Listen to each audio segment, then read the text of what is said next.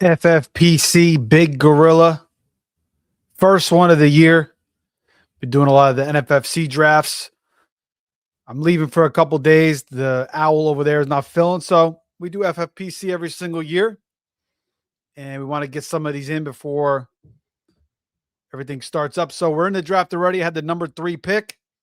I'm going to come back on the other side. I'll bring the draft board up. Appreciate all the subscribers, all the listeners.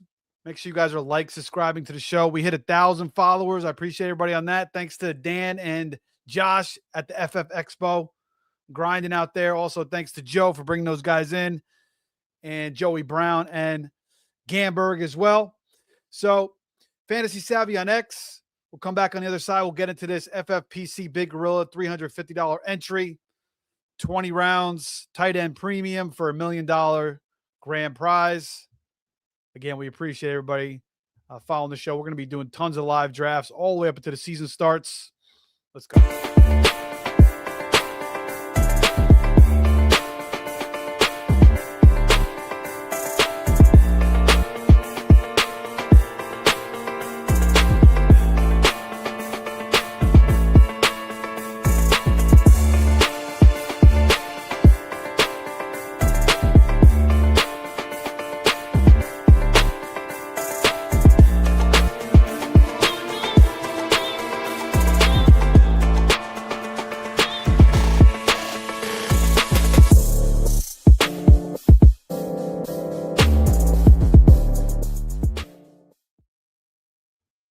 Okay, as you can see, the draft is off. The Big Gorilla, another great tournament.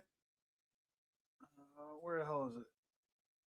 Oh, I got the old FFPC emblem. I got the Big Gorilla around here somewhere.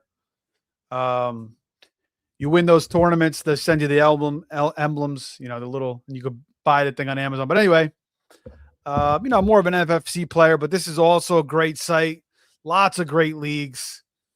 They have a chop league as well this year. So check them out. FFPC, these guys do a hell of a job. Want to promote the high stakes community. We'll be doing some RT sports as well. I think they've done a great job. They just opened up a brand new draft room. FFWC, used to love drafting them, but now they are merged with, the NFFC. And they have, their 2 big contests. You win both of those, you win $1 million between the prime time and the circuit championship. So check all those different websites out. See what you like the best. If you're just a regular underdog or DK player, jump into the high stakes sites. Again, they have FFPC has $35 contests. NFC has $25, $50 contests. RT Sports has tons of contests. You could host your own league on there. Shout out to fantasypostseason.com as well, which you can run your own postseason leagues on. And we'll be doing some of those drafts as well. Another great site there. All right, let's get into it. So far, again, this is tight end premium. That is the difference. This is not 3rd round reversal like NFFC is. It is 20 rounds. It's just a regular points for the quarterback. It's not the 6. It's just the regular 4, 4.5. I believe it's just 4. But I had the 3rd pick, which is nice because I haven't been getting the 3rd pick. I've been getting the 1 or the 2. And so this is my first Jamar Chase share of the year. And, I was gone for 3-4 weeks and I wasn't drafting at all. So I kind of geared back up the last couple weeks. This is my first live FFPC draft of the year. I'm in a slow draft right now, which I hate slow drafts because I just tend to get auto picked all the time. I don't know what it is. I'm just, running around. I'm doing different things. I see the thing and I look at the guy. I'm like, all right, I'm going to look at some of these players while I'm on the clock. Then I forget to pick. I always have at least 1 or 2 autos, disaster. So I don't know why I get into these slow drafts. But I've done 2 so far this year. I probably won't do any more. At least when you're live, and when I host sometimes, it's possible I get autoed. Usually when I have a little bit more of a crowd on here, talking a little bit too much, but I get auto. But anyway, as you can see, Team 3, Diego's Quilts and fried okra. Got a little backstory on that. The fried okra, at least, not Diego's Quilts. Anyway, all right, so we're coming up. We get Chase again. This is tight end premium. At tight end, you have Loveland, you have Warren available. At running back, we have Devon Achan, Jeremiah Love, Brees Hall. At receiver, we have Drake London, Nico, Rashi Rice, George Pickens. So, what are we looking at here? There goes Achan. Um, so I'm gonna wait on tight end. I love Loveland. I think he's gonna have a big year. Obviously, I mean, so Loveland last year, the first year, took him a little while to get going, but towards the end, he was absolutely smashing all those delayed routes that Ben Johnson was dialing up to him, and Caleb just that was his bread and butter because Caleb, has a hard time. He can't. He's inaccurate down the field a lot of times. So, Loveland, he does a hell of a job coming back to the ball, fine areas and zones. But I'm going to go Drake London here. I don't have any Drake London. And the more I think about it, I kind of feel like Tua is a pretty good fit for him. He's a huge target for Tua. Tua coming from those two speedsters. Now he's got two big guys in Drake London and Pitts. And Drake London's problem is just, his seasons have been cut short by injury, his huge season. So, I'll take it. My first two shares of Chase and London there. Some people go Nico there. Some people go to tight end with Loveland. Some people go Rashi Rice maybe or George Pickens, but I like it there. And I'm coming back around here. And there goes Loveland. Could Warren, but I'm going to wait. So, do we go back to receiver here again? I think so. I don't know what my see, the thing about the running backs this year is like once you get past Blake Corum and Dobbins, it just completely falls apart.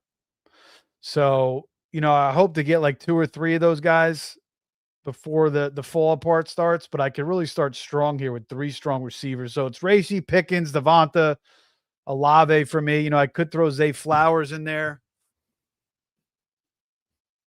But I think, I just prefer George Pickens.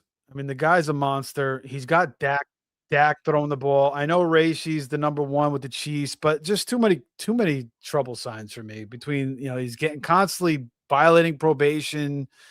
He had a cleanup on his knee. He's coming off an ACL a couple years ago, or whatever it was. He had another big injury. I don't know if it was an ACL. But Pickens has his own mental issues too. He's shown some issues in the past too. But last year he kind of just put it all to the side. Could rear its ugly head again at some point, but he is franchise. He's back there with the Cowboys now. Devonta, I love. I just trust Dak more than Jalen Hurts. And so I feel like Pickens is pretty solid. So I like this receiver start. I usually don't splash the board early with receivers, but again, I switch it up. I'm just playing the board. I feel like this is what's fallen to me best here, and that's kind of what I do. And that's it. Every draft is different. I don't really have a strategy going in. It's just, whatever falls, I'm just going to take the players that I like the best in that spot. That's pretty much it.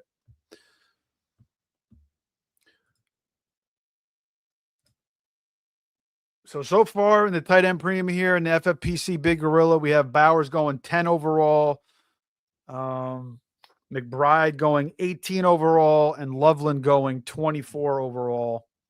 And we're here now in the middle of the 3rd round. And I actually like my start here. 3 really strong receivers, guys that I'm not wishy-washy about. I actually feel, London maybe because of injuries and Tua. Pickens has some questions again. And if Dak's had injury concerns. He has one good year, he has one good bad year. So maybe this is a bad year for Dak, and Cowboys fans are, blacking out again. And but you're chasing upside in these tournaments. This is what you want. So Justin Jefferson in the middle of the 2nd round. Again, Some of these guys are going to fall a little bit deeper in this tight end premium. But Jefferson in the middle six, the 19 overall, usually going, back end of the first round in the NFFC. Um, so that's a little interesting. Jeremiah Love in the second round in the NFFC, you can get him in the fourth. So even with the tight end premium, people are pumping him up. I don't know. I mean, I'm a big Notre Dame guy. I like Jeremiah Love. I've got to, not all the way there on him yet. I got to watch him again. All his snaps from last year again. But you have James Conner in there. You have Tyler Algier, two veterans, even Trey Benson, who seems likely to be the most likely trade candidate. And Conner could leave at some point too. I know they restructured his deal. They gave him some guaranteed money, but they could start the season 2-8, whatever, and then Connor's gone, and that's kind of when Love really pumps up. But you're taking him in the second round. You don't want to wait that long. You want him to contribute off the bat, and he very well could. I mean, I don't know, from what I got at a Hackett, and he's saying we love Connor or whatever, and then Love definitely looks like a rookie. To me, that kind of like he's saying, well, we have some veterans in the room here. We're going to work them in. They've gained respect. They've shown what they can do in this league. They've had a lot of success in this league. Even Algier's had a good amount of success, backing up Bijan. He's looked good. And Connor, we know, is an absolute stud, and he's pretty young himself. What is he, 30 years old? So to me, I don't know. I just feel like the price is too much. And we saw it last year with Genti on a shit team, and he wasn't worth the price. So I feel like fourth round makes more sense. Even that for me is a little bit pricey. I don't know. I just don't feel good about. I mean, maybe like fifth, sixth. I don't know. I mean, fourth's fair. It's just not my preference. But second round to me, I just can't do it.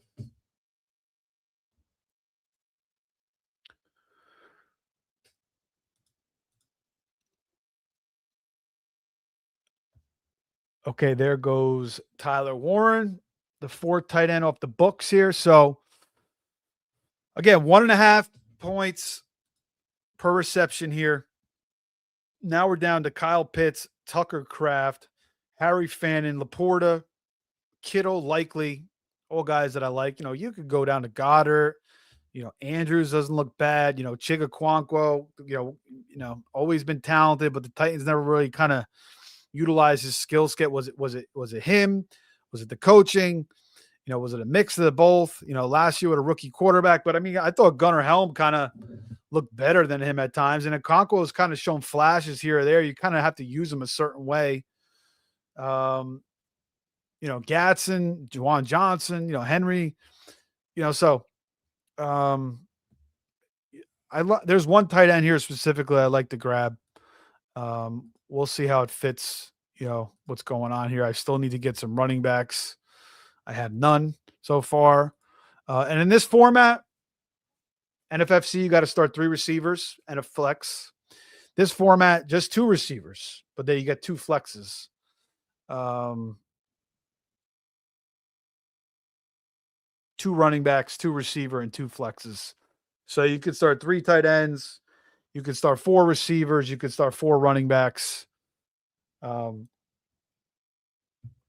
then the FFWC, you start 3 receivers and 2 flexes. So that one adds the extra position there. But here, 2 running backs, 2 receivers, 2 flex. So, I got 3 receivers. So I got to kind of even this team out a little bit and get some running backs. Again, like I said earlier, once Blake Corum goes and Dobbins, you're looking at some crusty stuff at running back. Krosky, Merritt, Aaron Jones, Jordan Mason, Tyrone Keaton Mitchell, some decent picks, Rodriguez, Charbonnet, but you gotta solidify your backfield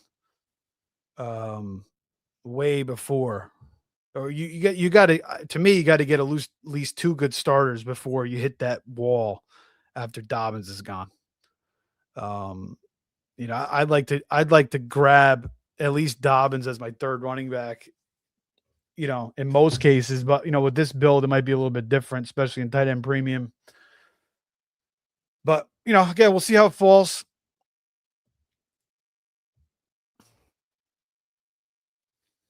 But again, thanks to everybody for following the channel. 1,000 subscribers, which is a nice little milestone. It's kind of been sitting in like 985 since late last year. And I really didn't start building this channel until like June of last year or like late June. I've been working with the Face Off Sports Network for the past, since 2021. And, I've had this channel, but I haven't done much, a little bit in 2024. But not really fully. And then, kind of halfway last year too. But as I started to do more and more of these live streams, and I was doing live streams 2024 too. I think maybe a couple in 2023, but really 2024 is when I started the live streams. And then 2025, I did the most. And that's kind of when, I started, in the off season. That's kind of when the followers started to really come on. I mean, I was getting like, 20, 30 a week at some point. And then the season started and I kind of took a break because I just had so many lineups and I was in so many leagues and I was trying to stay focused on that. Then I kind of lost the algorithm a little bit. So if you're making a YouTube channel, you just got to stay consistent every week, at least a show or two every single week to keep that algorithm going. And, I picked it back up, but I really picked up most of my listeners in the off season. And then I started back up, and Joe Carlton, shout out to him, brought some guys on that he met at the Expo, Josh and Boiling and Dan Jewett, who, recruited the last couple, guys to get us 1,000 at the Expo. Thanks to them. And then, we got Joey Brown and Mike Gamberg as well doing the show. And we'll have other guys coming on too. But, we're building it up. We're building it up. So we got 1,000 and, it's good. We still got to get a lot more views and watch hours before we get this channel monetized. But we appreciate you guys. So like, subscribe, and share if you can. We really appreciate that. Bunch of live stream drafts. We also do NBA stuff here. We're gonna do some live NBA high stakes stuff, March Madness, and a little bit of golf too. So check it all out. All right. All right, so there's a running back here. Again, I like this draft because there's a lot of guys that I'm getting here that I haven't got yet. Wow. How the hell is T. Higgins still there?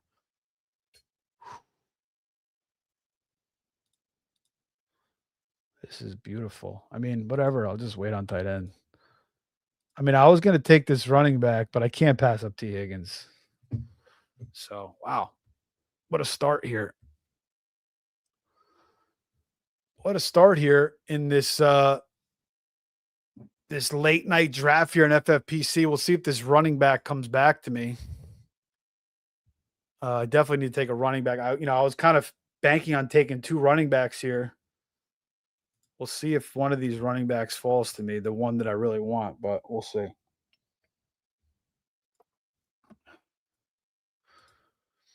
What do you guys think of the board so far? Anything that stands out to you? How do you guys feel about Malik Neighbors? How do you guys feel, with his injury stuff? Obviously not starting on the pup. And there goes Trevion Henderson and Malik Neighbors. I like the Neighbors pick here.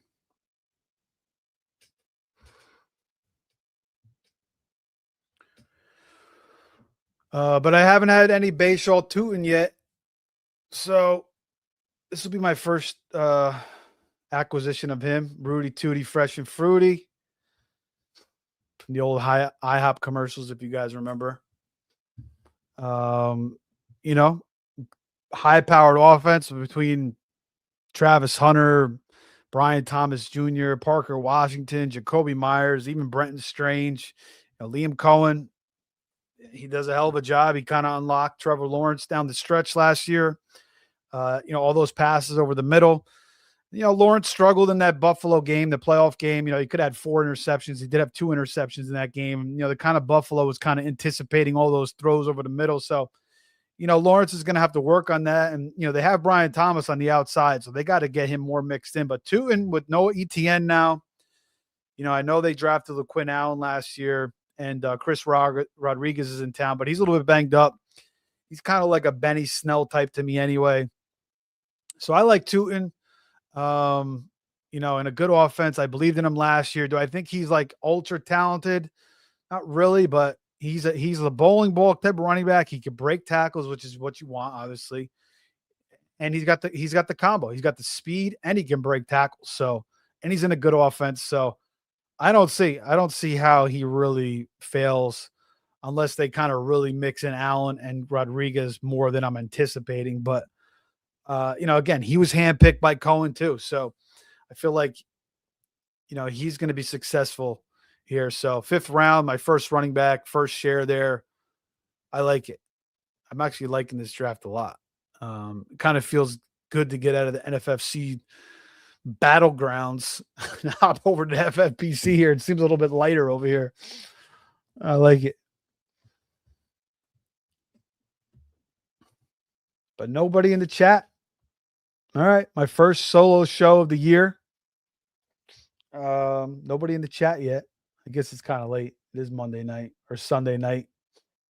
12:19. All good, but I figured we'd have a couple people here joining us. But we got some viewers here on X and YouTube. Appreciate that. If you are watching the show, whatever you guys want to talk about, I'm here for it. If not, I'll just ramble on. All right. There goes Mike Evans in the 5th, Christian Watson in the 5th. 2 nice values there. Jardarian Price, rookie out of Notre Dame. I kind of like his situation and his value more so than Jeremiah Love, even though Jeremiah Love obviously is the highly, more talented player overall, you could say, and was the much higher pick in last year's draft. Price to me, when you watch him, he was on kick returns, and you really see how explosive he can be. And, he's just very smooth. To me, he's like a better Jordan Mason, faster Jordan Mason, kind of similar, but, he's just a more explosive player. He breaks tackles, and he's got the speed too. There goes J-Mo. Nice little value there in the 5th as well.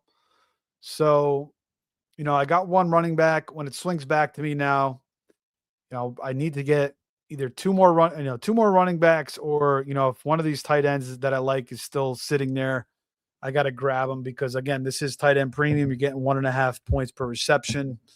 That's the name of the game here in FFPC. So we'll see how it shakes out.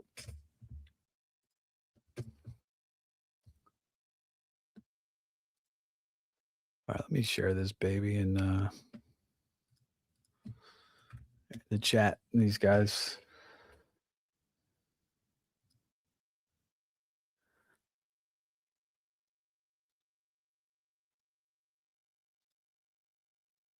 Although,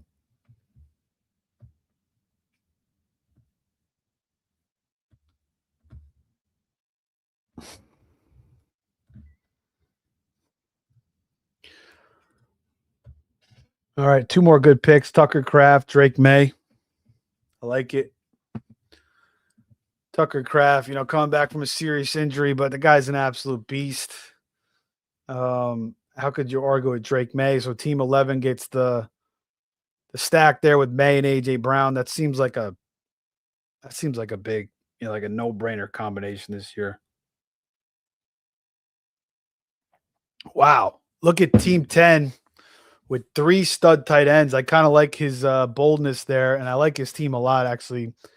Bowers, Warren, and Fannin. And again, he could start all 3 of them because you get the tight end spot, and then you get the 2 flex. So I like that start there for Team 10.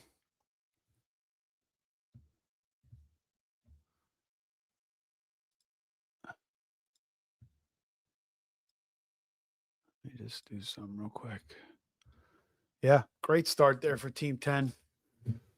I mean, all these teams I'm kind of liking so far. Bucky Irving's interesting. Obviously had a great rookie season. Was kind of struggling to stay healthy down the stretch of his rookie year, but he kept making it out in the field. And then last year had another great start to the year. And then he got hurt. He was out, I don't know, 9 weeks or whatever it was. Came back, was still pretty good when he first came back. And then towards the end of the year, he didn't do anything because they were using Sean Tucker on the goal line. So and now they bring in Kenny Gainwell, who looked great last year with Pittsburgh. Very, very nice back, a few years ago coming out of Memphis, had a huge receiving season, really had his best year. And then even Sean Tucker was like the goal line catch. So I don't know. Is it going to be like a committee? So I don't know. I don't know if I want to pay that price for Bucky Irving this year, even though I love the guy coming into his rookie year and I was drafting him everywhere last year. I don't know if I trust how the Bucs are going to utilize that backfield. I know they have a new coordinator in Zach Robinson, but Todd Bowles is still the king in town. So he may want it done a certain way. All right. There's another running back here that I like a lot. I was going to take Harry Fannin. We still have some good tight ends on the board, but I do need to get another running back. Again, I've talked about how these running backs kind of fall off here. I mean, I could go, we'll see. I'm just going to grab one of these running backs and then we'll see when it swings back what I want to do, if I want to take a tight end or another running back. I'm good at receiver. At this point, I'm just going to wait on quarterback.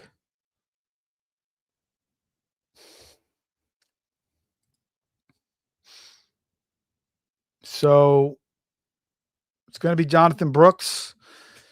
2 ACL injuries, but all indication, and Laporta is a great pick there. Like I could have took Laporta there, especially in this format, and felt pretty damn good about it. Laporta, he's had his own little injury concerns, but he's always kind of, he's as a former tight end one, he's a favorite of Goff.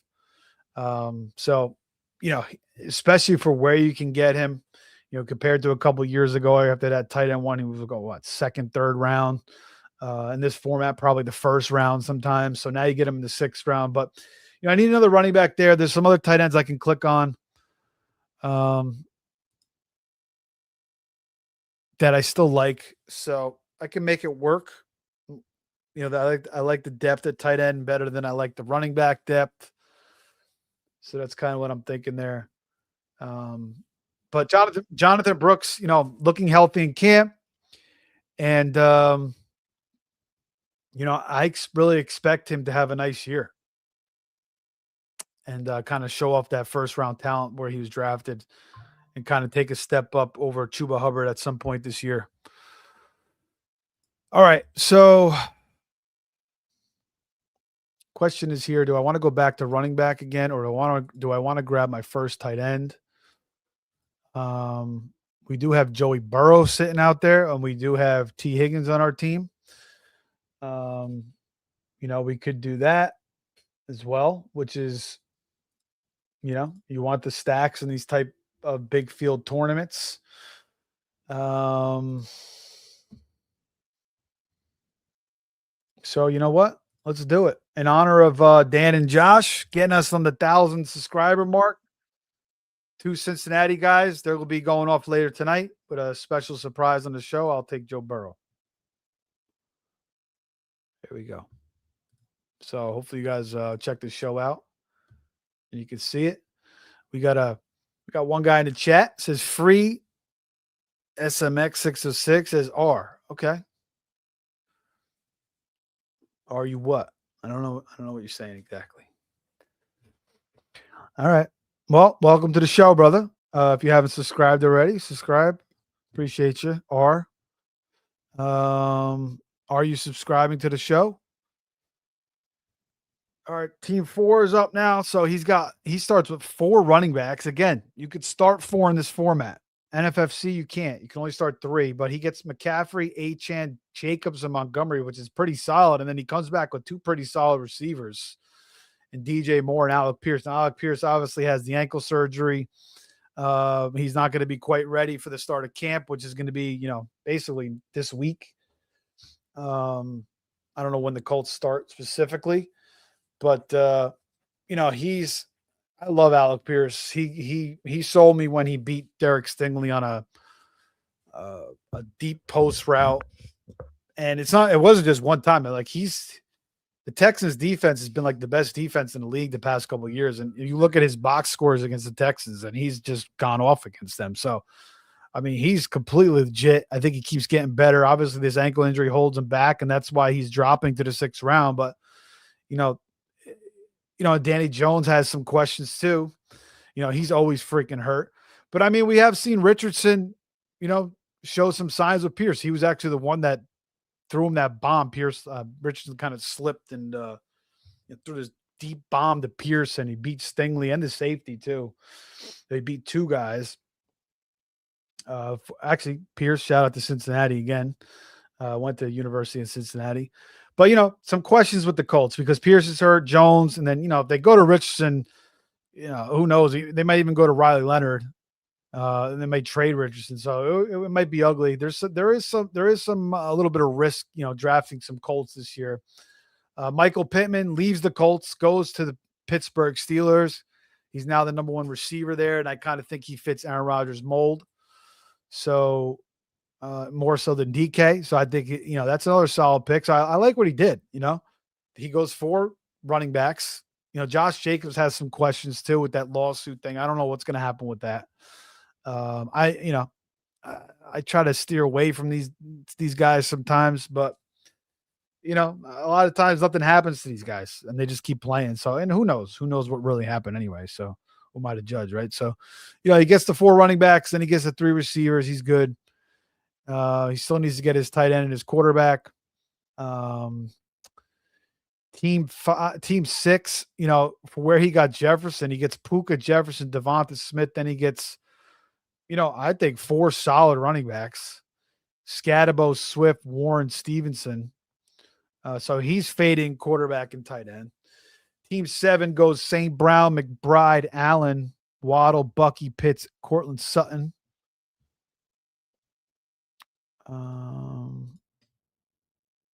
Just wanted to share this thing in the lobby with these guys.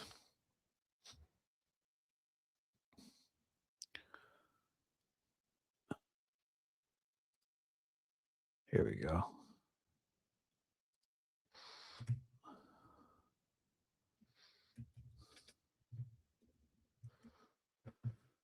Okay.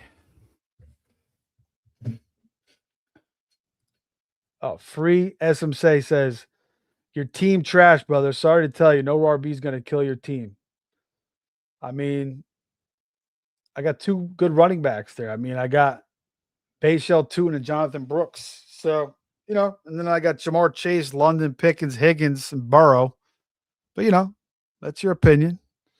And we still got time to build out our running back room a little bit. But either way, Free, I appreciate you coming in, dropping your opinion there. I don't think it's trash. I think it's pretty solid so far, but I still got to finish this baby off.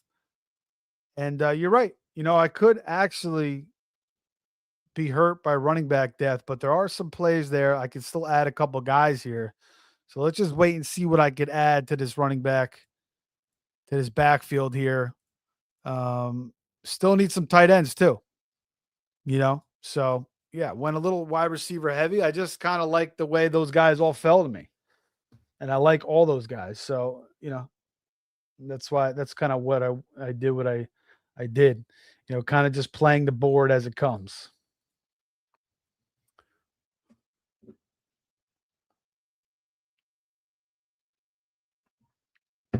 But can't say no RBs. I got 2 RBs, so, and I think they're both pretty good. But yeah, they do, they're both unproven, that's for sure. Brooks has not done anything in this league, and neither has Tootin. So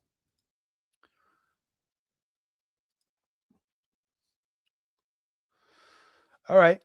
Um, Team 8, CeeDee Lamb, Kenneth Walker, Abuka, Lad McConkey, Evans, Tyson, Rashad. I mean, hard to argue with any of these teams so far. Team 9, Taylor, Barkley, Garrett Wilson, ETN, Watson, Pollard, Daniels. Um, Team 10, we already talked about that with the 3 tight ends. That's very interesting build there. I kind of like it when you could start 3. Team 11, Hampton, Brown, Javante, Quinshawn, Tate, May, Godwin, Kittle. Okay. And maybe that's not one of my favorite teams. Team 12, Cook, Chase Brown, Olave, Kyron, Devontae Adams, Kraft, Kelsey, Lemon. Not bad. Team 1 goes Gibbs, Loveland, Brees, Neighbors, Burden, Thomas, Harrison. I don't like the Jeremiah Love pick from Team 2, and Henderson's not really my favorite either, but I can't argue with the rest of the picks. Bijan, obviously, he could be the number 1 over Gibbs. And then you go Nico, McLaurin, Laporta, who was a good value, and even a Dunze, despite that foot injury. He's going to be out there. He'll be chugging away. And, was having a strong start to the year before he got hurt last year. And then Team 4, we already talked about his start, a very interesting start. And I kind of like it. So that's all covered there. Let's see what falls to me here on the way back. I kind of like some of these running backs that they're leaving out here for me.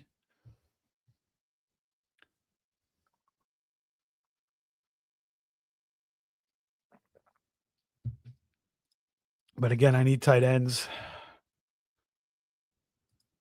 But I got there's a few tight ends here that I still can grab.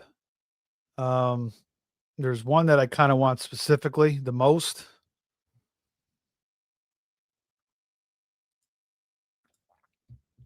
But I'm gonna grab a running back first. And there's 3 running backs really that I like.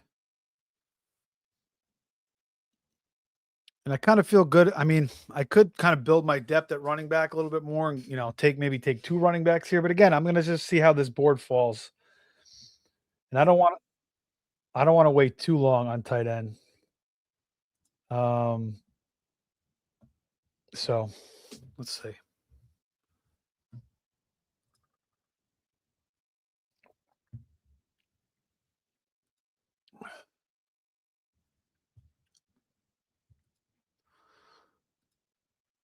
So team 5, and there goes the tight end that I wanted in Dallas Goedert.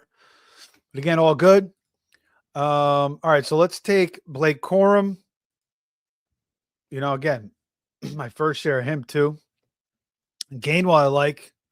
I could go Dobbins. Dobbins is great, but he misses time every single year, and I will have drafted a lot of Dobbins. Gainwell, still could be a little bit of committee. Corum is going to get maybe a little bit even more work this year with Kyron.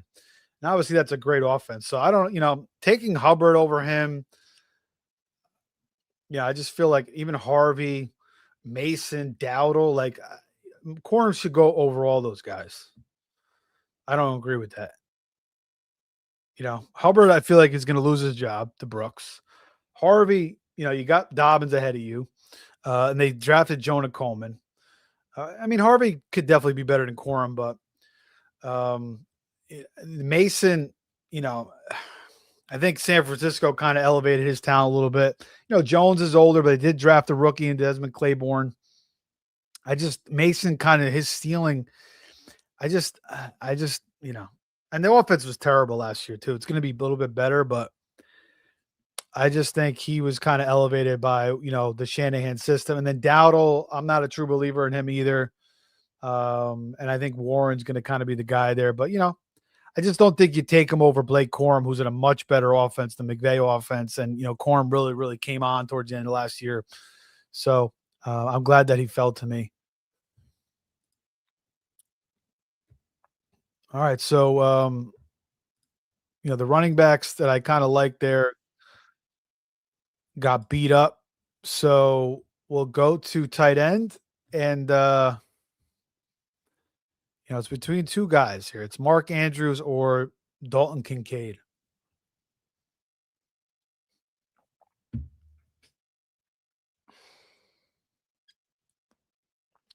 I mean, Mark Andrews is Lamar's guy, right?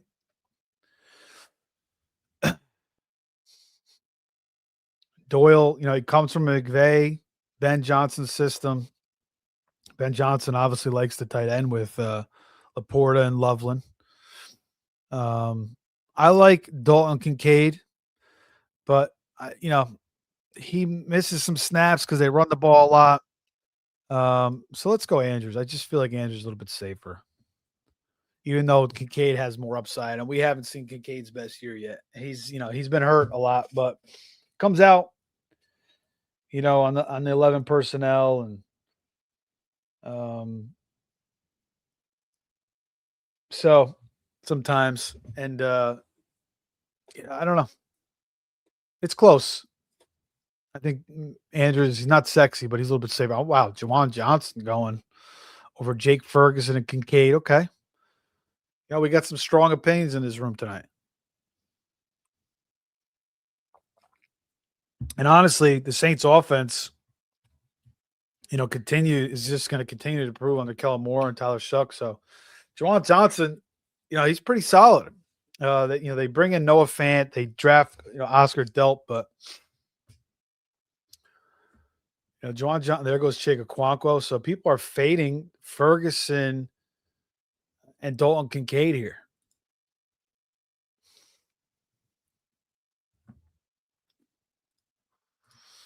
Just blow up this board a little bit more for you guys. There you go. All right, so we are through, almost through 9 rounds here on the FFPC Big Gorilla. And there goes 4 straight tight ends, so a little bit of a tight end run. So glad that I took a tight end there, obviously. And that's kind of what you're doing. You're kind of feeling the board, figuring out, when you need to take certain positions to build certain depth, and figuring out when you need to take certain positions before, the guys that you like, that certain tier is going to evaporate, and you got to grab it before it evaporates. And that's kind of what you got to be looking at when you're drafting. But I like this team. I have no qualms. I feel like it's very, very solid so far. Obviously, there's a lot of, there's some question marks. You could poke holes in every single team, but Burrow, Chase, and Higgins play the whole season together. It's absolutely electric. Burrow's got 50 touchdown potential. Higgins, we haven't seen his best season yet. He can never stay healthy for a full season. So I didn't come into this draft thinking I was going to go with the Chase, Higgins, Burrow stack. It just kind of fell that way, and that's what I did. Sometimes I go into a draft and I say, all right, I'm going to get this stack. And, sometimes it doesn't happen, but sometimes I kind of get it going. And then, I'm committed to the stack, and, like I'll draft a guy around earlier, or maybe 1 or 2 guys around earlier than they should have went. And it kind of hurts your team when you're kind of more, when you're like committed to something. So it's kind of better when you just naturally just let it happen. And then, you maybe make your way through the draft and you say, okay, maybe now I could do this. So, it just kind of fell. And, that was a popular stack last year with the Chase, Higgins, Burrow. And it kind of fell apart, obviously, because Burrow got hurt yet again. And that's the risk every single year. I mean, this obviously is one of the most explosive offenses in the NFL. Their defense is going to be a little bit better, but still, they're going to put up a ton of points. I mean, Burrow's connection with Chase is, probably the best in football, or one of the best. And then even his connection with Higgins. I mean, these guys have been playing together for, him and Chase since college, but even, and now Higgins, 3-4 years. So, you can, if you can get the Chase Brown in there too, which is, I guess is kind of hard, but you get the quadruple stack, which would be unbelievable. But I actually like it. I'm fading tight end a little bit here in a tight end premium format, but I've done these drafts where I've taken tight ends early, and like I've done what Team Ted did and went 13 personnel. and 12 personnel earlier with the 2, 3, or the 3 or 2 tight ends, and it just didn't work out. One guy got hurt. One guy, the quarterback. It's just sometimes you go for it, doesn't work, and the tried and true formula in fantasy, especially you could say it more now than in years past because I remember like drafting years ago, and I would wait on tight end and like take a lot of shots on these sleepers, and these guys would never come through, but now I feel like these guys are coming through more than ever. Like these rookies are stepping up every single year. Like Laporta, we had, Fannin last year, Tyler Warren last year, Loveland last year. I know it took Love a little while, but, so to me, this year more than ever, I think, and it always feels like that. Like you can wait on tight end, but I feel like this year more than ever, you can really wait on tight end, even in a tight end premium. Maybe take a tight end a little bit earlier than I did, but I feel like you can wait on it a little bit more this year. Even and the quarterbacks too, you could say the same thing. But when you take a Josh Allen, and you just know what you're going to get. The guy never misses games. He finishes QB1 or QB2 every single year. Now without McDermott, and now they're bringing in DJ Moore. I mean, I talk about Burrow having a 50 touchdown season. I mean, Josh Allen could do the same thing. Drake May feels like a no-brainer. I don't see how, we've seen him now 2 years in the league, and now he gets A.J. Brown. So to me, that's one of the best values. Lamar, I think there's some questions. New offensive coordinator, no Harbaugh. Maybe doesn't run as much. I mean, Henry's getting a little bit older.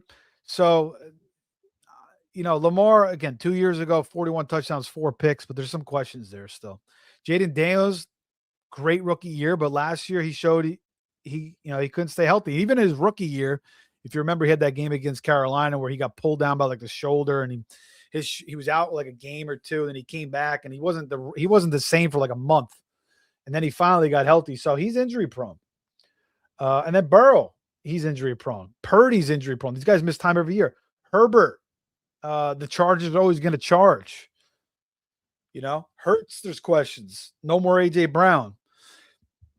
He's kind of regressing. He's not running like he used to. So if I had to say that, I would say the 2 best picks at quarterback this year for me are Allen. If I'm not going to get Allen, I may have to just go after May. But, I'm going to take Herbert. I'm going to take Purdy. I'm going to take Burrow, Lamar. I'm just saying, I feel like if I'm going to pick the most, like, if you wanted me to pick 2 quarterbacks that I felt like were definitely going to smash this year and had the least amount of risk, it'd be Allen and Drake May.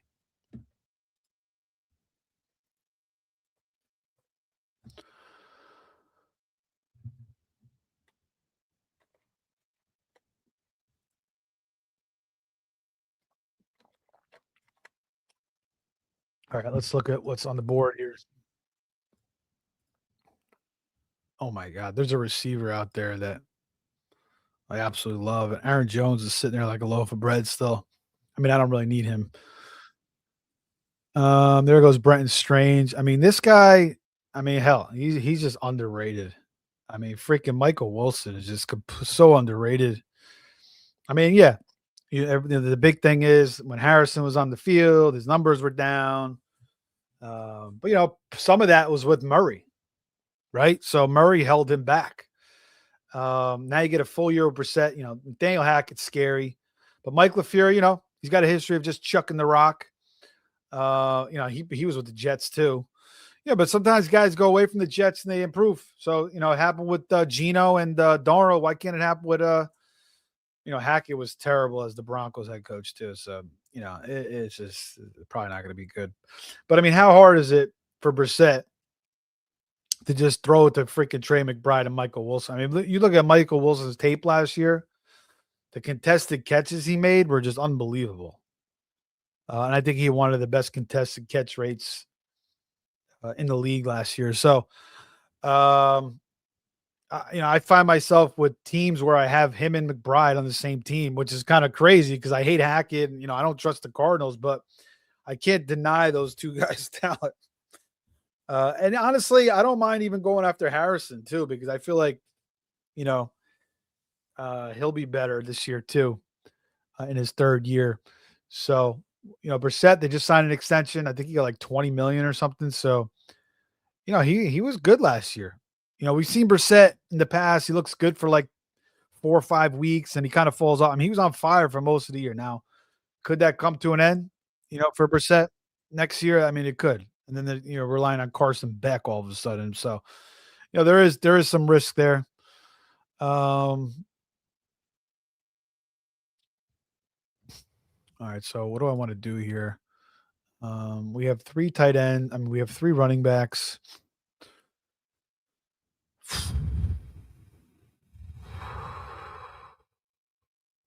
I want to continue to build the depth in the backfield. I feel like I need another running back, but I do need another tight end. I'm just wondering if I can get this guy on the way back. I think I probably can. Let me see. Listen, I don't know how savvy these guys are in this room, but I'm gonna bank against the savviness. And let's just take him. Let's take Terrence Ferguson. Rams tight end. There's talk that he could be their wide receiver 3. Yeah, you still got Colby Parkinson in the room. You still got Tyler Higbee. Obviously those guys are the better run blockers. And Parkinson and Higbee have put up some good numbers in the past. But the Rams are going to play a lot of 13 personnel. And I think Ferguson coming off his rookie year, you kind of saw he was getting a little bit more popular towards the end last year. I think his role is just going to continue to grow. They didn't draft a receiver. Everybody was saying, why did they take freaking the Alabama quarterback in the draft? They should have took a receiver, or something else on offense that could have helped them. They took Ty Simpson, but maybe that's their plan. Maybe they have a lot of faith in this, these their tight ends, and they feel like they still got Devontae Adams. They got some other receivers like Mumpfield. There's some reports that he may take a step up in the offense as well. Maybe that's just their plan. So good pick there, Jackson Dart. Dak Prescott. I could have double tapped quarterback, I guess, if I wanted, but I'm already committed to the Bengals stack. And if I want here, I could go. I could take Matt Stafford later with Burrow, but we'll see what quarterbacks are floating around. There's some quarterbacks that I like. Being this is tight end premium, we may get a little bit more running backs floating around on the waiver wire, but I don't really need to have to take two quarterbacks here. Aaron Jones is the guy I was thinking about taking a running back. He's going to start the year. The thing about Aaron Jones, he gets hurt every single year, but he could hold on to that job all year. Is Claiborne or Mason really going to take it from him without injury? Probably not.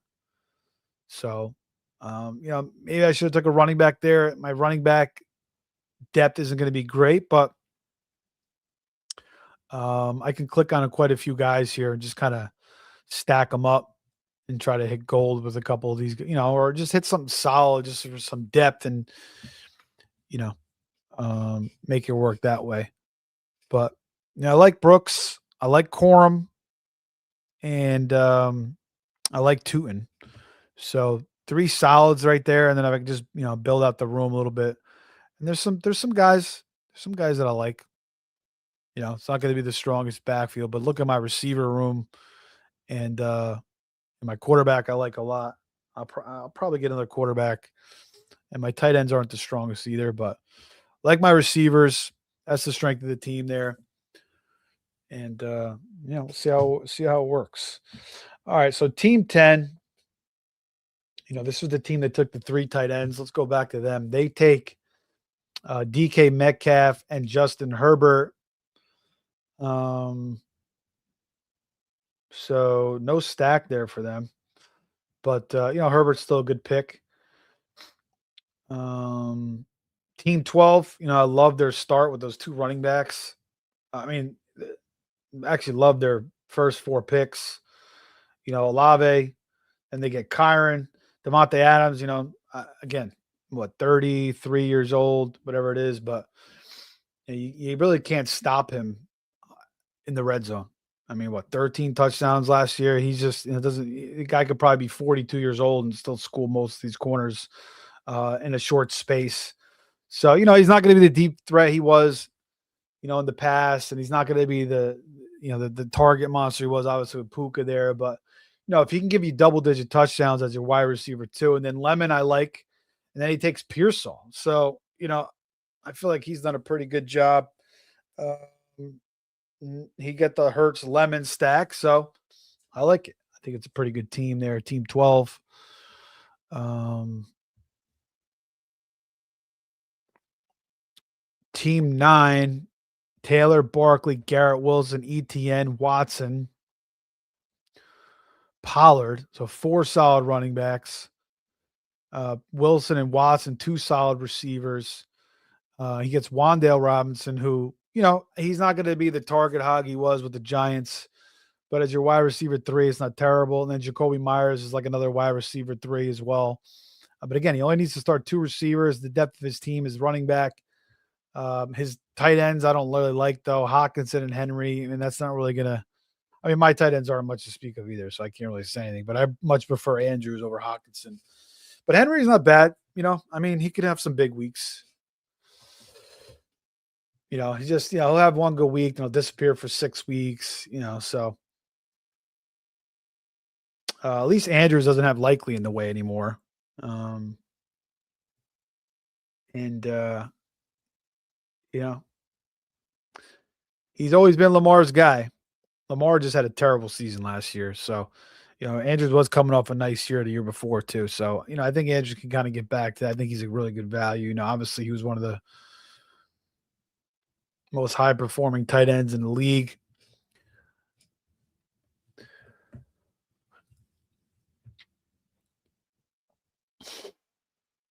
Team 6, Puka, the team that got Jefferson in the middle of the round. Again, great start with the 3 receivers.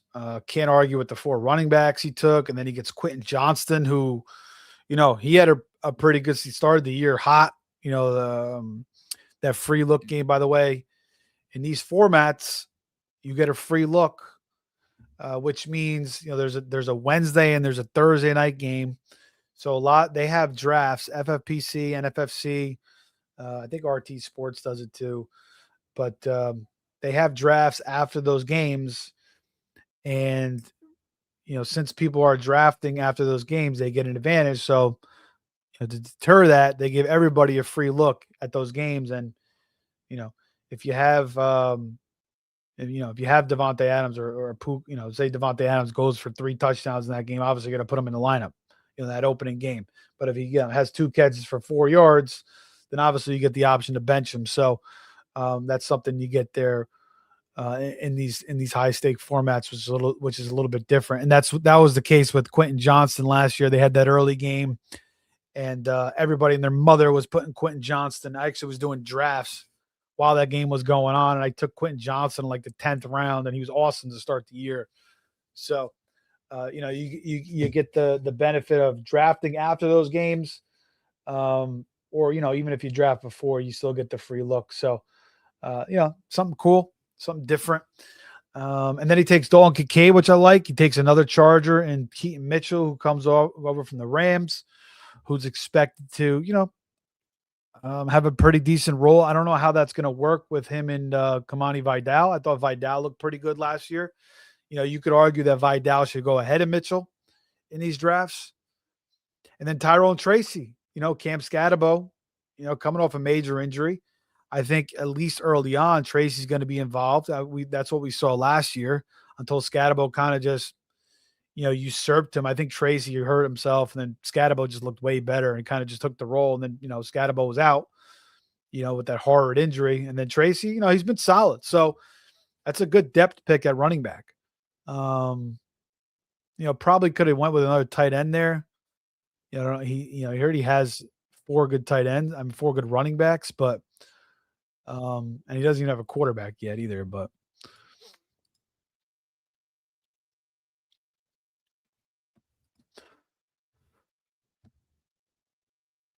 but we'll see how he finishes it out. We're only in round 12, so he's got some time. There goes Romeo Dobbs, going from Green Bay over to New England.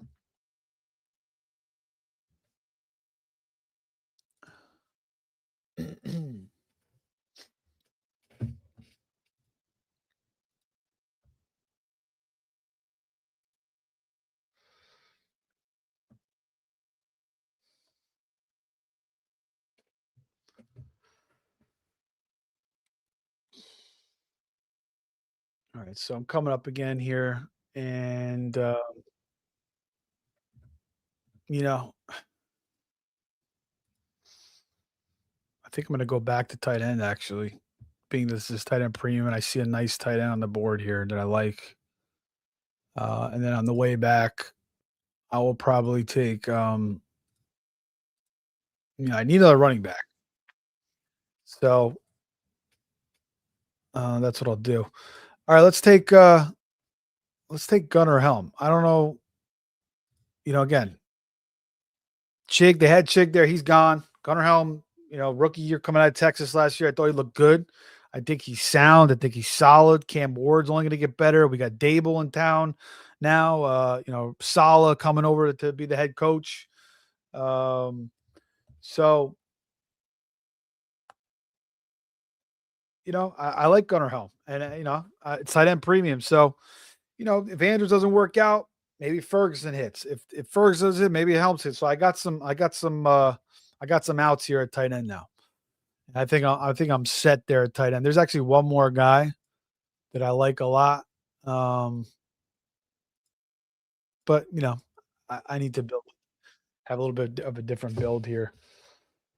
Um, hmm, this is an interesting pick. This is a handcuff pick. Dylan Sampson. I don't know. I mean, he may catch a lot of passes. That's kind of what he does. But yeah, he just doesn't. But again, at this point, there's not really much left here. I mean, it could take Tank Bigsby, could go Marshawn Lloyd. The guy can never stay healthy, but I got to grab a running back here. I mean, if Saquon's healthy, Tank Bigsby's not going to do anything all year. But if Tank Bigsby ever gets a chance in that offense, I mean, it's gonna look pretty damn good. Um, all right. This is against my style, but I'll take Dylan Sampson. I mean, it's basically him and Quinshon Judkins. What's his name? Jerome Ford is gone.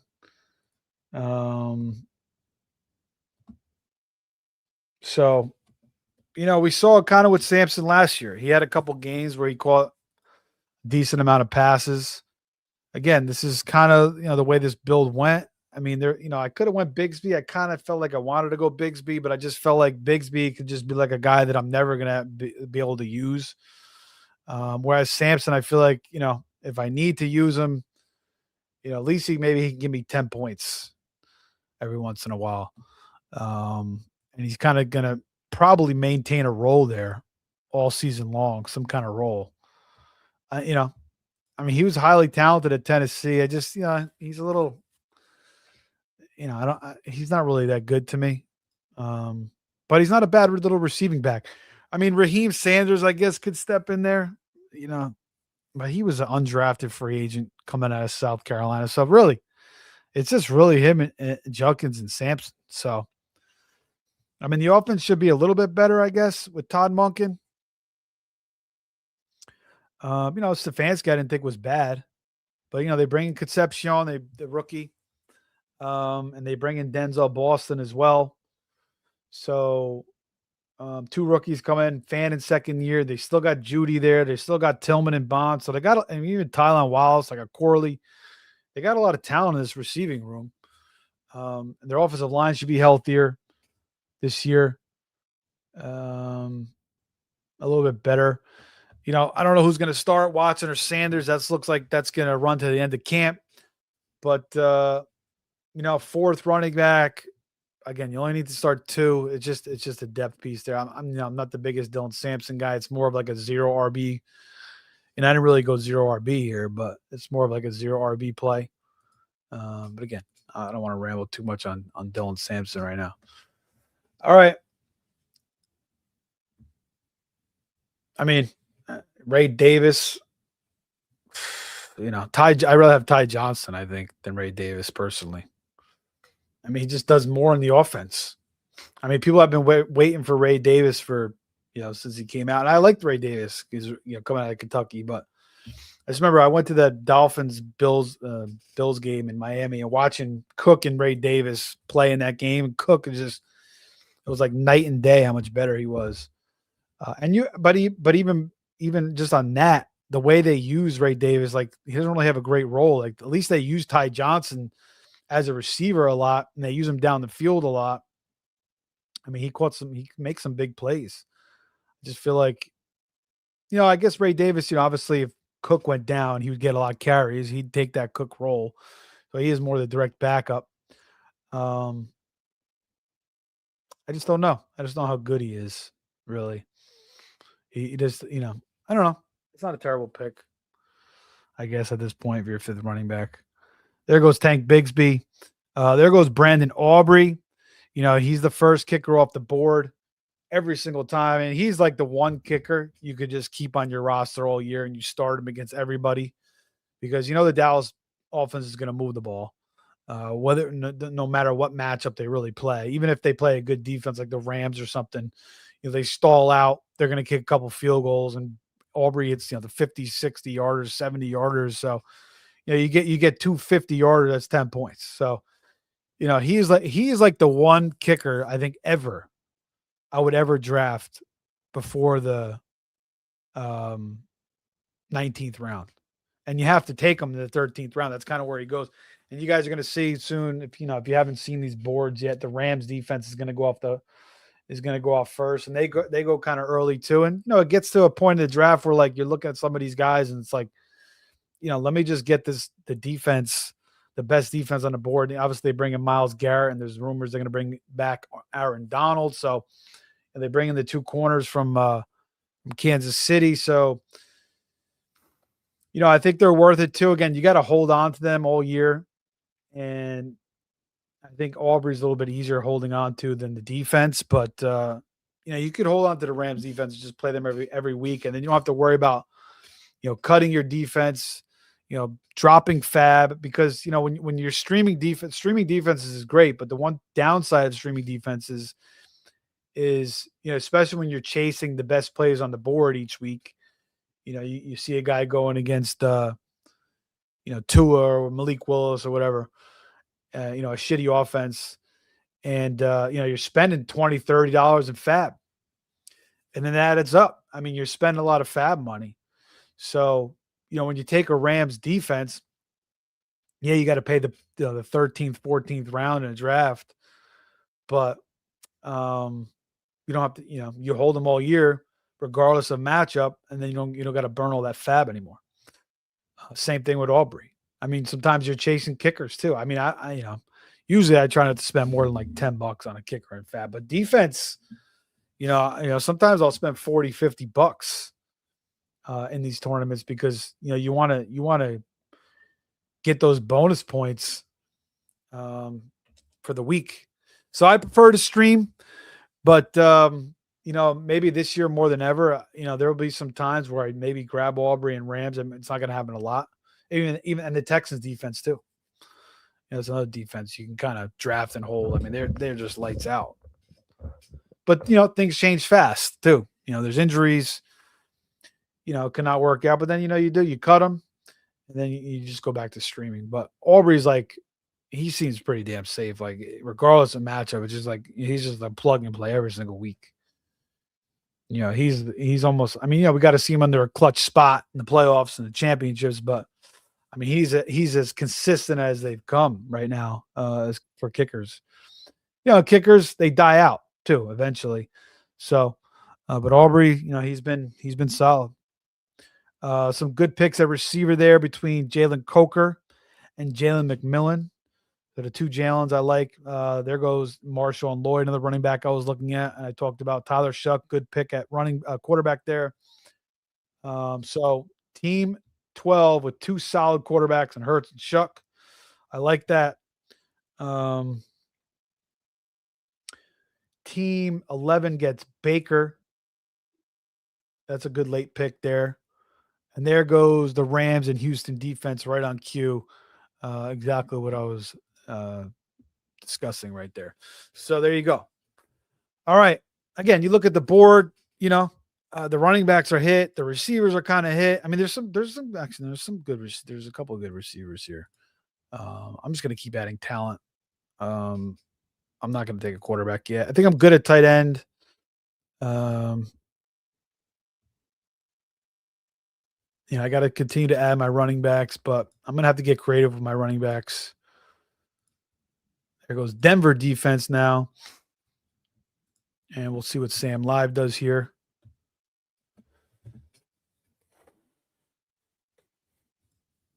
But if you guys are watching the channel, appreciate you. Give a like if you can. Subscribe to the channel if you like watching live streams. We do a lot of these. We'll be doing them all the way up until the draft season. Best ball as well. We also have a division preview going on. We'll be doing another one Thursday. I believe we're going back down to the AFC South. We did the NFC South last week. So check that out. All right, I'm on the board here. And they leave Rashid Shaheed out there. So, I mean, I have enough receivers here, but this is the best pick on the board right now. So I'm just going to continue to add talent here, or one of, in my eyes, one of the best picks on the board. There you go. In round 14. So, I have 6 receivers. It's not like I have a ton of receivers. It's just my first 4 picks receiver, but so 6 receivers, 4 running backs, 2 tight ends, 1 quarterback. And let's see here.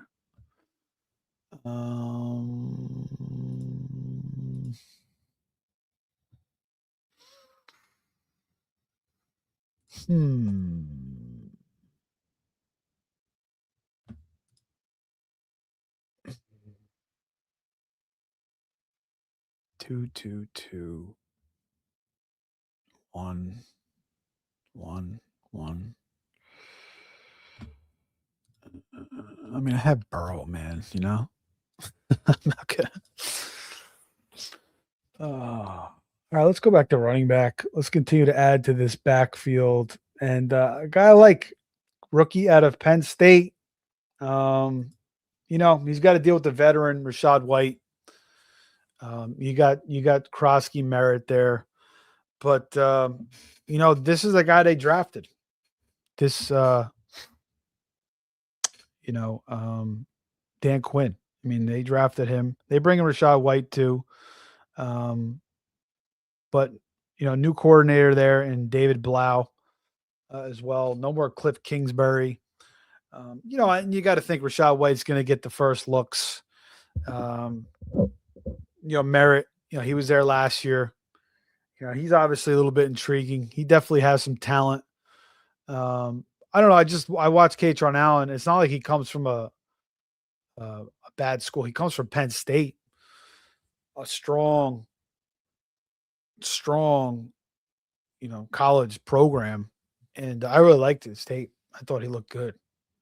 So I'm kind of encouraged by him. And I feel like, you're battling against 2 running backs that aren't the best.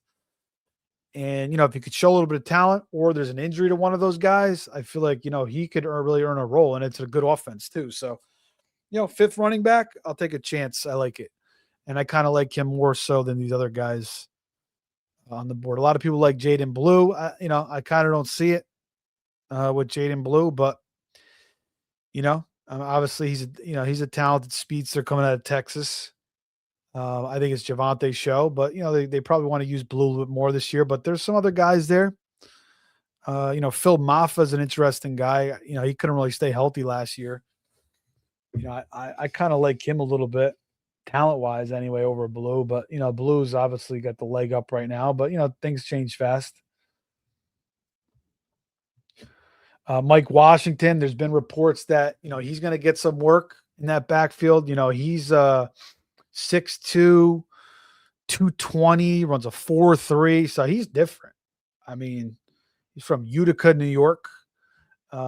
He transferred from New Mexico State, went to Arkansas, and had a great year. He's definitely different. He's not the most agile guy, but he runs with some strength and he's fast. You give any, and he's not a bad receiver too. So, and Khalid Kubiak last year had that tandem with Walker and Charbonnet. And I feel like Genty's his Charbonnet and Washington is his Kenneth Walker. So, they kind of mix those guys in. Now, obviously Genty's going to be, get the vast amount of touches, but maybe it's a 70-30, maybe it's an 80-20. And I think, obviously there's an injury. He could, he's a direct backup. Now they did take an undrafted free agent, another talented kid out of Indiana, Roman Hemby, who I kind of like. His tape's actually pretty good. Coming from the national championship team, the Indiana Hoosiers. So he's a little bit interesting, but he's still got to make the roster. There's a couple guys there, Dylan Law, but I don't know. Hemby, I feel like Hemby, he might be a pickup at some point this year. If there's some injuries or something to that offense. So he's a guy just to keep an eye on. Shout out to Philadelphia. He says, for this team to have much success, Brooks and Corum have to be backs that at least get 45 to 55 splits. Yeah, I agree with you, man. I think Corum, we've seen his role, right? I mean, last year, he really came on. So I think, and, McVay even indicated he's going to have a big role this year. This is his third year. So I don't see why he wouldn't be at least, even if he's 40%, I'll take it. I don't see why he can't be. And then Brooks, my thought is he's better than Hubbard. I mean, he's a first-round pick.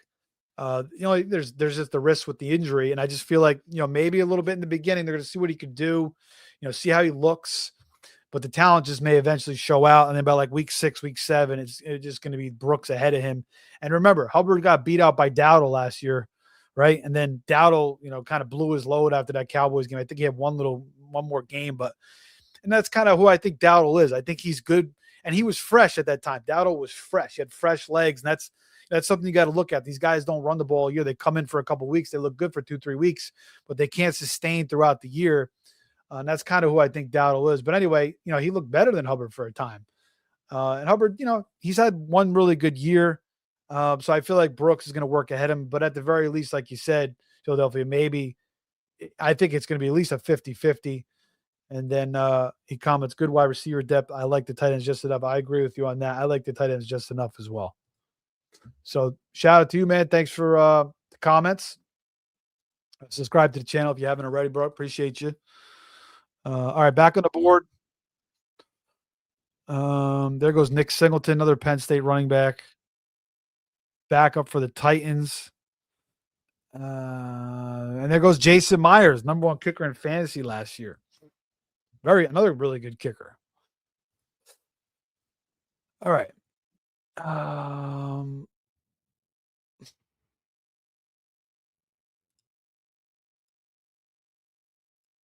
Round 16. So I have 3 positional players left. I'm going to go back to running back again.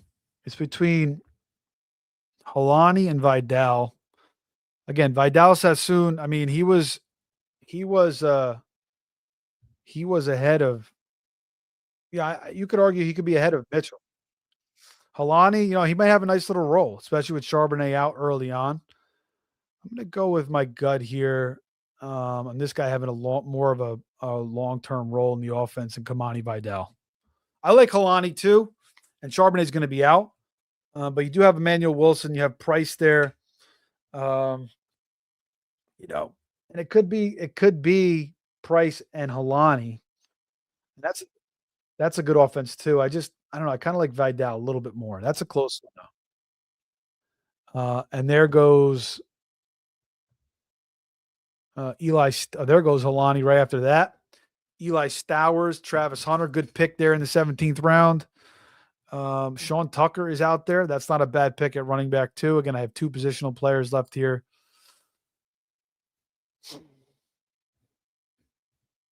All right, you know what? I'm going to take a quarterback. This is a guy that I believe in. Now he's leaving. You know, he's going from a highly talented team to a team that doesn't have a lot of talent. And his coaching gets a downgrade. But I really do think he took some big steps up. You know, after really looking lost his rookie year. Malik Willis. Now I have Burrow. Do I need to take Malik Willis? Maybe not. But I just feel like he's going to have a good little fantasy year. So take him away from the rest of the board. Give me that backup in case Burrow misses a couple weeks. Now, if Burrow goes down, my team's probably going to be done anyway because I have Chase and Higgins. But, you know, you hope maybe it's a 2-3 week thing and then Willis just kind of sustains me and then I just steal him from the board. Or maybe Willis is just he turns into a really solid fantasy quarterback this year. He's giving people 15, 20, 25 point games. You know, we've seen it in the past with some of these runners. So it's just the guy that I like to add as my second quarterback in some of these drafts. But again, I probably could have faded. You're still going to have Daniel Jones. There goes Darnold. Daniel Jones is still out there. Cam Ward, Bryce Young, Rodgers, Tua. I mean, I could have played the waiver wire worst comes to worst, but, Anyway, I got one positional pick left. There's some good plays here at receiver. Still, guys that I like. I think I'm good at tight end. I got 3 of them, 3 guys that I kind of believe in. And the question is, do I go running back again or do I go receiver? I only have 6 receivers. And I have 6 running backs. 2 tight ends, 2 quarterbacks. So we'll see. I mean, my receivers are my strong point. Obviously, I only need to start 2 technically. So I think I had plenty of depth there. And I probably should have took Darnold considering I have Shaheed. So that was probably a mistake too. When I think about it. I just don't know. I mean, I like Darnold. I thought, he proved me wrong last year. He was great. I mean, he was great. People are still kind of doubting him. I don't know how you could even doubt. I mean, I doubted him. I don't know how you could doubt him anymore after what he did last year. I mean, the last 2 years. I mean, yeah, he was great with the Vikings. Then he blew it in that game to win the division. Then he sucked in the playoffs. But the guy won a freaking Super Bowl last year. So yeah, it made more sense to take. I don't know why I did that. I mean, it's not like it's a huge consequence, but it just made more sense in the build there. So that was probably the one mistake I made. That actually, I really liked everything I did in this draft up until that point. You could have said I didn't really need to take a quarterback, and if I was going to take a quarterback, I should have took Darnold. So to pair up with Shaheed, but again, it's going to be the JSN show. How much of a stack is Darnold and Shaheed going to be? But yeah, you never know. I've been waiting for Shaheed to really have a breakout season for the past 5 years. I've been drafting this guy. I mean, he's definitely been my most owned receiver the last 2 or 3 years and maybe 4 years in fantasy, just because I believed in him so much. But I don't know. I just don't know if it's ever going to happen with him. The role's expected to expand this year. And Kubiak's gone. They're bringing a new coordinator. So, possibly. But, he had the familiarity with Kubiak, with the Saints. And then he was with Seattle. I just feel like ultimately, Shaheed is like a good depth pick at receiver. And and I love him, but he's just so hard to predict. You never know. So he's more ideal for best ball. You just never know when he's going to really go off.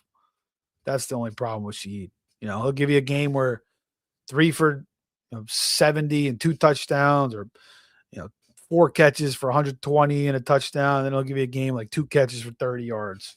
So he's just more of a depth pick and a best ball pick. But he's a good late round pick regardless, if it's redraft or best ball, because of his upside. Maybe we still haven't seen his best season. All right. So the question is here, where am I going for my last pick? And I think I have a little bit of an idea here, actually.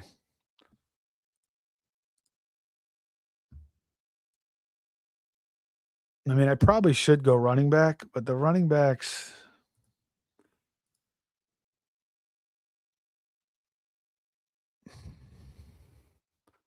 are kind of hit.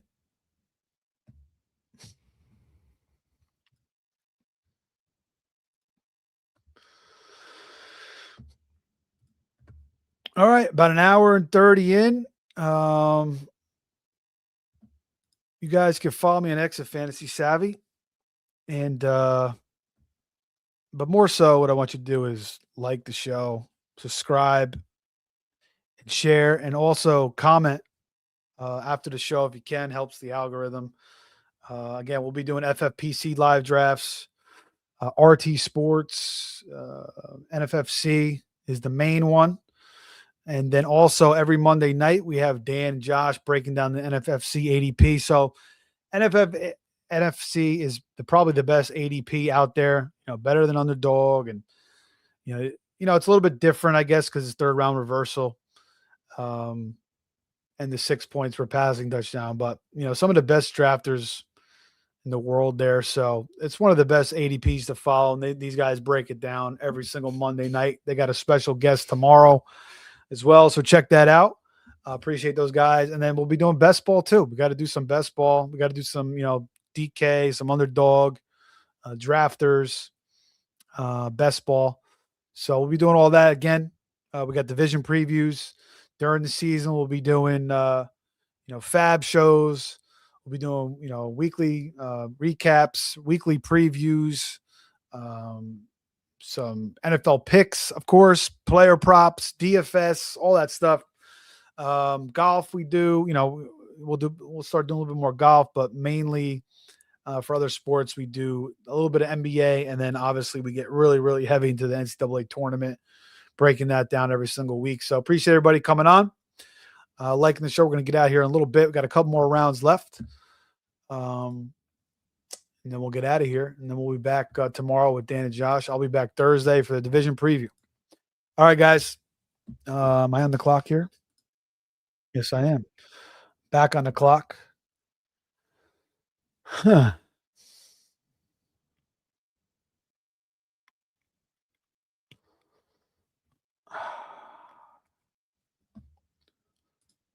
Let's see. I mean, considering my 3 running backs are Tootin, Brooks, and Corum, there's a receiver I could take here that, kind of fits the Malik Willis thing, and I kind of like his talent a little bit. But I'm going to take a shot on James Conner here. And there's actually like 4 receivers that I really like a lot. But hey, I mean, maybe James Conner has a little bit of a role in Arizona offense at the beginning of the season. Maybe they wow. What the hell just happened there? Oh, okay. My cue disappeared. It disappeared. I thought because I have no more positional players left. But anyway, James Conner, maybe he gets traded at some point to a contender. I mean, Arizona is not going to be good this year. So, so he get traded to a contender, and that can help me out. I still think James Conner's got some gas left in the tank there. All right, I'm going to take Baltimore defense. Like their, get Jesse Minter, defensive coordinator from the Chargers. I like him a lot, and their schedule looks pretty good as well. So Baltimore to start the year, you can see here, gets Indy, New Orleans, Dallas, Tennessee, Atlanta, Cleveland. So you could really ride this. You could ride them for the first 6 weeks. I mean, Dallas is not great. Colts could be a little bit troublesome, but is Danny Dimes coming back week 1? Is he going to be healthy week 1? Yeah, New Orleans is obviously an upcoming offense, but still second-year quarterback. Tennessee, Cam Ward, Atlanta, Tua, Cleveland, obviously. So it's not bad. I think you cut them after week 6. They're going to face Cincinnati and Buffalo, Jacksonville, Chargers. And then you look for something else. But, I kind of like their opening 6-week stretch there.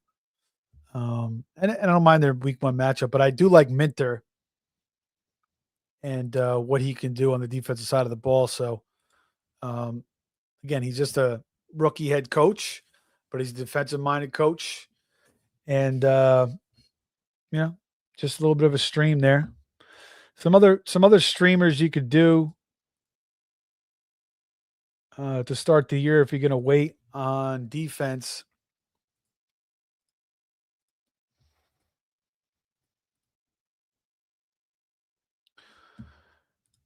You could do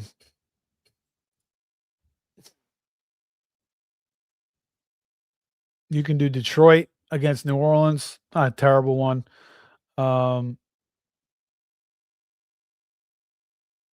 Pittsburgh is not a bad one. Week 1 against Atlanta. I took the freaking Titans the other night. Week 1 against the Jets. Robert Saleh revenge game.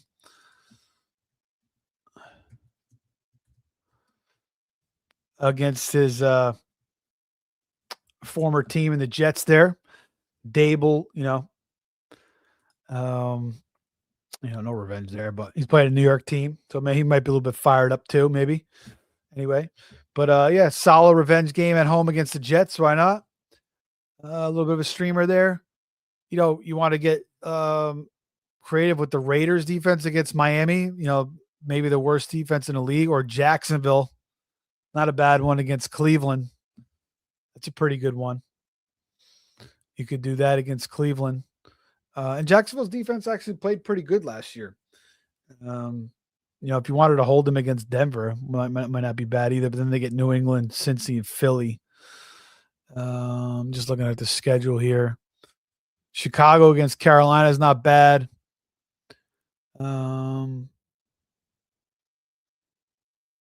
Green Bay against Minnesota. Jets. Actually, I kind of like Green Bay's opening there.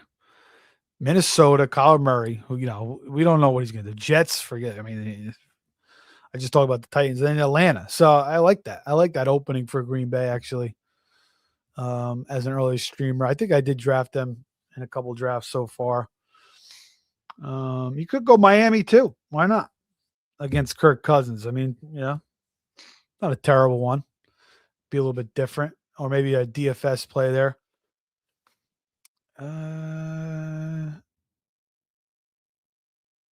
Philly, they're drafted earlier. But you could do Philly against Washington, Tennessee to start there. I guess that's really it.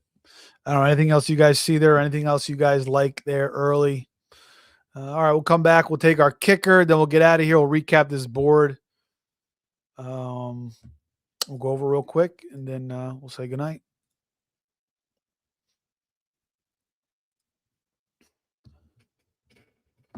Back to the board. So some late picks here.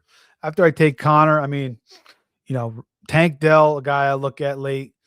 Fields, good pick, especially if there's, something happens with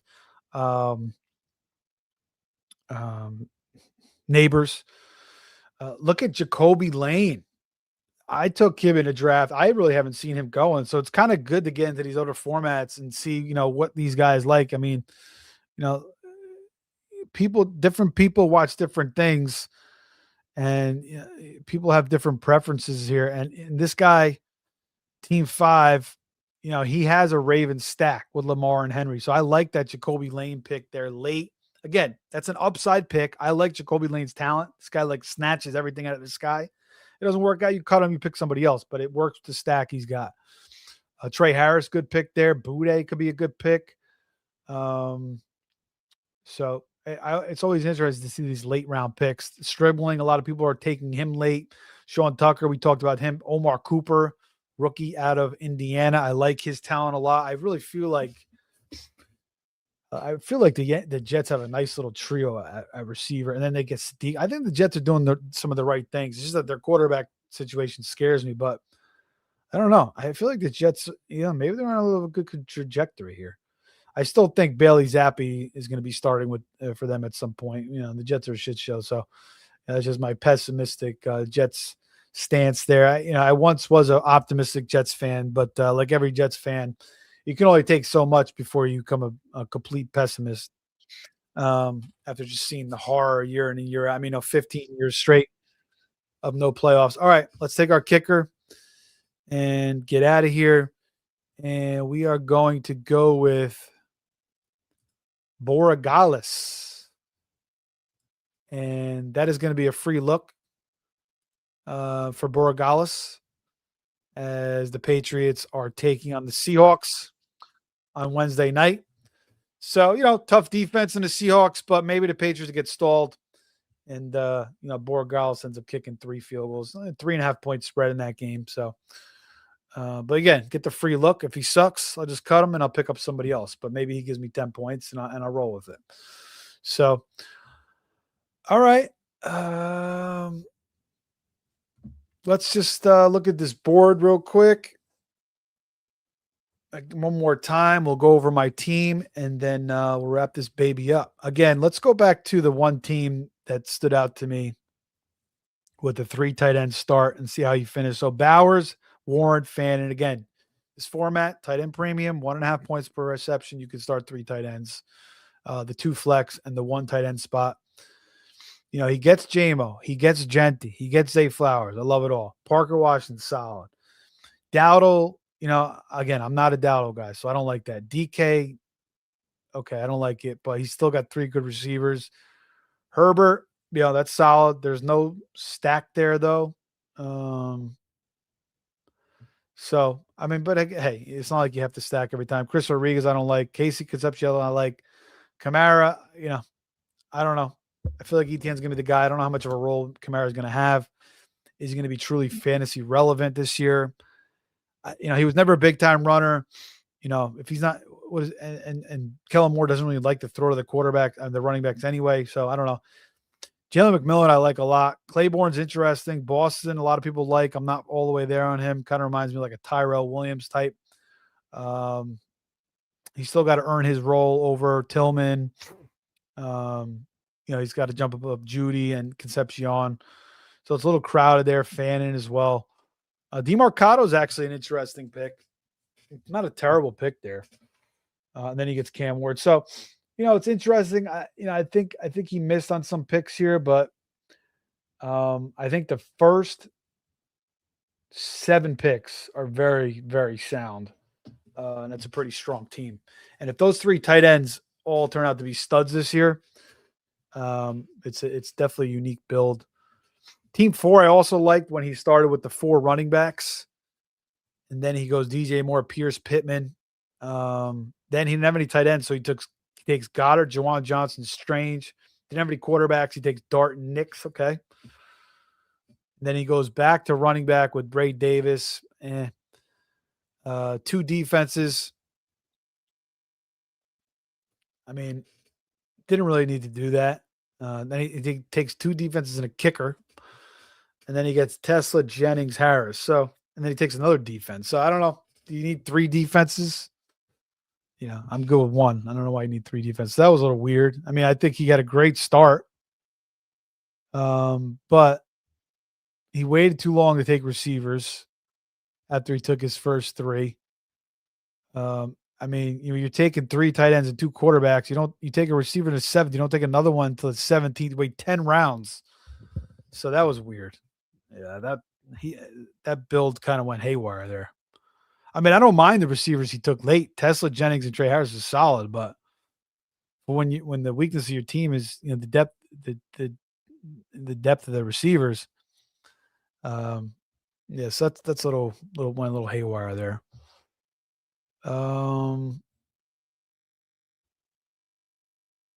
All right. I don't know. Anything stick out to you guys? If not, I want to just go over my team and get out of here. All right. Team 12, actually. Cook, Brown, Olave, Kyron. I like that start. Then he went Adams for his second receiver, then Kraft, Kelsey, then Lemon, Hurts, Pearsall. I like that. We were talking about that. Then he goes Worthy, Diggs. Okay. Shuck to go with Olave. That makes sense. Coker, Omar Cooper. Actually, I like it. I like Cooper and Tucker were auto picks. Actually, his last 4 picks were all auto picks, but I get it. It's almost 2 a.m. here on the East Coast. But I really like, when you can get Cook and Chase Brown to start, I love that. I mean, Devontae, yeah, there's some question marks, and Lemon's not the strongest wide receiver 3, but I mean, I like Lemon as a player, and he does have a lot of upside. He does have some similarities to me to a Puka and a Cooper Cup, and some people compare him to a St. Brown type of player too. He's a ferocious type of player. He made a lot of clutch catches last year at USC. How about this team? Team 7, Amon-Ra, McBride, Josh Allen, Waddle. Bucky I didn't like. Pitts, okay, that's pretty solid. Then another tight end in Ferguson. I don't know. Then another tight end in Gadsden. It's a little uneven. I mean, he's only got 3 receivers, and then he waited again. Another team that waited took another receiver in the 7th. So instead of waiting 10 rounds, he waited 9 rounds, and he takes Mitchell, Judy, Friend. So again, I think you got to build out this receiver room a little bit better. I think he went a little haywire as well. Got a little tight end happy, and that's that seems to happen in some of these tight end premium drafts. And I've been guilty of it in the past too, where you get a little too tight end premium giddy, and it kind of costs you a little bit. All right, let's go over my team and then get out of here. Again, if you guys have any comments on my team or any other these other teams, put in the comments. We appreciate it, and we'll comment back. Or if you want to just talk about any of these players or any of my takes or anything. But I started in the 3 spot. I go Chase, London, Pickens, Higgins. I love it. I love 4 really strong receivers. Then I get 2 running backs I really like, and 2 in Brooks. Again, unproven, but I believe in these guys. Then I get Burrow to complete the Higgins-Chase stack. Blake Corum falls into my lap. Again, we talked about it in round 8. I don't know why these guys took Mason, Dowdle, and Hubbard over Blake Corum. I don't know. Harvey, maybe you could say, but I still prefer Corum. He's in the best offense. He had the best role, one of the best roles of all these guys, and a proven role. So, you could say Hubbard is the number 1 in Carolina, but again, I think Brooks is going to usurp him at some point. And I kind of, that's the trend now. And that's what everybody's kind of seeing. And then my first tight end was Andrews. Then Michael Wilson, a guy I love a lot, falls into my lap as my 5th receiver. And Terrence Ferguson, who I like. Again, reports he's going to be the wide receiver 3. They didn't draft a receiver. So that's possible. They play a lot of 13 personnel, a lot of 12 personnel now. That's McVay has shifted from 11 personnel to 12 and 13 personnel. He still plays 11, but he loves playing with those tight ends.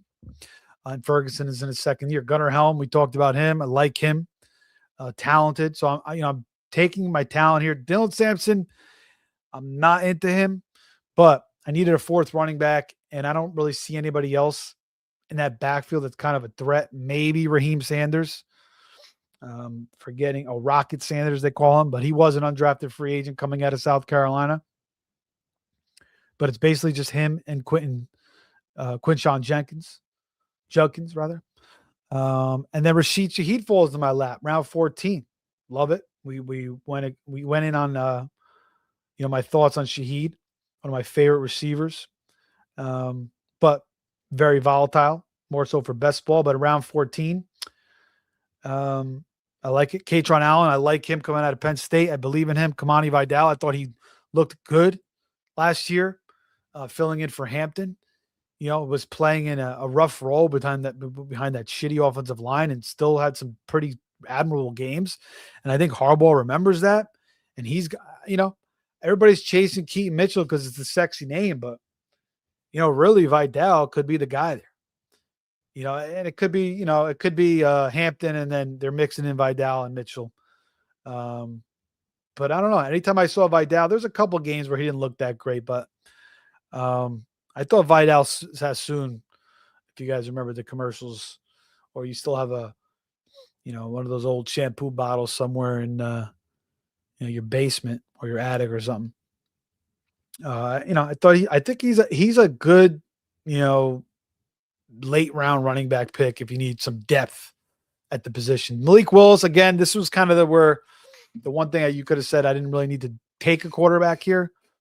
But it went pretty deep. Like Cam Ward went, Mendoza went.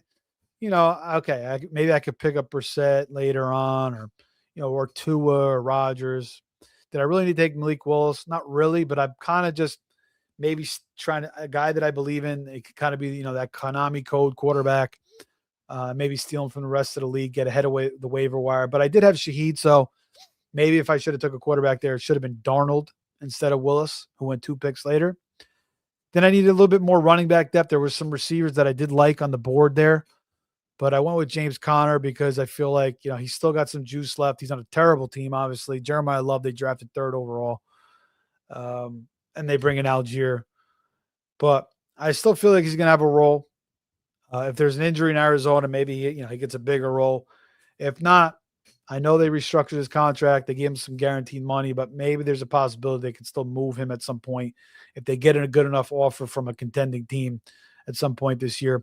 Baltimore defense, we talked about it. They have a pretty good opening stretch till about week 6, although I think I might prefer Green Bay's defense a little bit more, but I like Jesse Minter, and then Berghaus, good kicker last year, but really it's about the first look. We talked about the first look earlier in the show. So in these high stakes leagues. So guys, I appreciate you. That's the team. Again, like, subscribe, comment below on anything. You disagree, you agree, you like a certain team, you hate a certain team, you hate my team. What did I do wrong? What did I do right? Whatever you want to say. It's all good. But again, appreciate everybody tonight. We'll be back soon. We'll be back later today, actually, for a show with Josh and Dan breaking down the NFFC ADP board, keeping you updated on all the shifts and changes. And they're also coming back from the Expo, the Fantasy Football Expo. So if you've never been to that, you guys could hear all about it. These guys have been going the past couple of years. And they'll break that all down as well. And they're going to have a special guest on as well. So make sure you check that out tomorrow. And then Thursday, we'll be back for another division preview. And then more live drafts throughout the weekend, whether it's on FFPC or NFFC or RT Sports or maybe a best ball draft on one of the best ball formats. So thanks, guys. Again, take care. Brush your hair. We'll see you again soon.